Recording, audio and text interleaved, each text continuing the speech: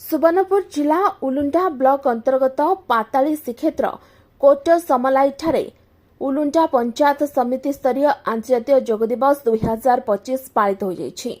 ए कार्यक्रम में अतिथि परिचय प्रदान करथिले बीपीएम केशव चंद्र माझी।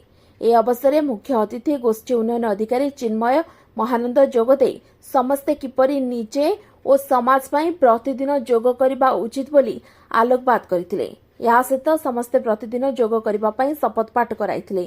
सम्मानित अतिथि भाव में मनोरमा मिश्र सीडीपीओ उलुंडा ए कार्यक्रम में योग गुरु डॉक्टर ऋषिकेश देहरी योगर लक्ष्य और उद्देश्य विषय अवगत कराई प्रोटोकॉल आधार में योग अभ्यास कराइबा सहित योग प्रतिदिन करबा द्वारा शारीरिक मानसिक आध्यात्मिक सुस्थता प्रदान करिथाय। ए अंचलर समस्त योग प्रेमी अंश ग्रहण करी प्रोटोकॉल आधार में योग अभ्यास करथिले। एथिरे पंचायत समितिर समस्त सदस्य सहयोग करी कार्यक्रम को सफल मंडित करथिले। शेषरे एबीडीओ शुभ्रांशु शेखर मल्लिक धन्यवाद अर्पण करथिले। सोनपुर श्री कुमार महांत रिपोर्ट ओटी लाइव।